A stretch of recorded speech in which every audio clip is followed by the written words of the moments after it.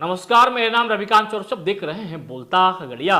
माननीय सांसदों के सैलरी तो बढ़ गए, लेकिन ममता, आशा और आंगनबाड़ी की सेविकाओं की सैलरी कब बढ़ेगी? ये बातें लोकसभा के सदन के पटल पर कहते नजर आ रहे थे पूर्णिया के निर्दलीय सांसद राजेश रंजन उर्फ पप्पू यादव।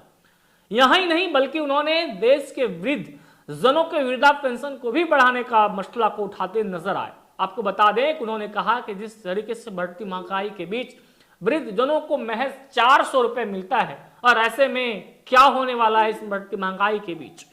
वृद्धा पेंशन को कम से कम 2000 रुपए प्रति माह करनी चाहिए, ताकि बुढ़ापे के सहारे के तौर पर वृद्ध जनों के काम आ सके। इसके साथ ही साथ उन्होंने कहा कि जब माननीय सांसदों के सैलरी बढ़ सकते हैं, तो फिर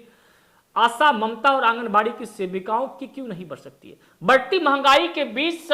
जिस तरीके से महंगाई सातवें आसमान पर है, तो ऐसे में घर बार चलाना, जद्दोजहद करना कितनी बड़ी चुनौती हो सकती है, आप इससे अंदाजा लगा सकते हैं। लेकिन इस महंगाई के दौर में जो स्थितियां हैं आंगनबाड़ी सेविकाओं की हो या फिर ममता की हो या आशाओं की हो, जो दिन के 12-12 घंटे काम करती है, उसके बदले मेहनताने के तौर पर उनके हिस्से क्या लगता है? क्या इस बढ़ती महंगाई के बीच सरकार के द्वारा मिलने वाले प्रोत्साहन वाली राशि से क्या घर बार चलाया जा सकता है? क्या बाल बच्चे की परवरिश या अच्छी शिक्षा, अच्छे स्वास्थ्य मिल सकते हैं? इन तमाम मसले को लेकर जिस तरीके से लगातार आए दिन आशा, ममता और आंगनबाड़ी की सेविकाएं देश के विभिन्न हिस्सों में आंदोलन करती नजर आती है, बिहार के अलग हिस्सों में हर जिले, कस्बे से लेकर हर दफ्तरों में जिस तरीके से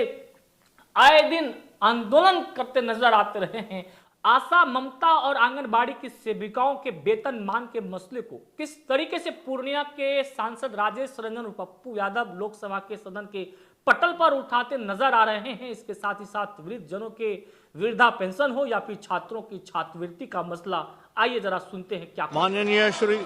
माननीय श्री राजेश रंजन जी। सभापति महोदय, मैं सिर्फ एमपी लोगों का तनख्वाह बढ़ गया, ममता, आशा, रसोईया, आंगनबाड़ी, लगातार इस देश में एक बड़ा मुद्दा है कि जो लोग 24 घंटे में 12 घंटा अपना योगदान सरकार बनाने में, समाज बनाने में निभाता है, ये जो वर्ग है ममता का, आशा का, रसोईया का, आंगनबाड़ी का, इनका वेतन मान कब बढ़ेगा? सरकार बार बार कहती है क्या ये अन्य कर्मचारी की तरह ये लोग भी काम करते हैं? इस पर कोई सरकार का तवज्जो नहीं है, ध्यान नहीं है। दूसरा मुद्दा इसी से है कि मानवर, ये जितने इस इलाके में पेंशन है, ये चाहे वो वृद्ध पेंशन हो, चाहे निःशक्त पेंशन हो, विधवा पेंशन हो, जब मैं गांव जाता हूं तो समाज में जो कमजोर तबके के लोग हैं, ईबीसी हैं, एसटी, एससी हैं, जिसके पास ना तो कोई जमीन है ना कोई उपाय है मजदूरी के अलावा, 400 रुपया पेंशन कब तक चलेगा? सरकार पेंशन को 2000 कम से कम करने का जो प्रावधान लगातार उठता है, 6 पेंशन है, और क्या पेंशन बढ़ाने पर कोई भूमिका सरकार की है? मेरा सरकार से आग्रह है कि लगातार देश भर में आंदोलन हो रहा है, चाहे पेंशन के मुद्दे हों, चाहे ये वेतनमान बढ़ाने का मुद्दा हो, चाहे कल्याण छात्रावास से लेकर स्कॉलर से लेकर छात्रवृत्ति से लेकर के बच्चों का बढ़ाने का छात्रवृत्ति का मुद्दा हो,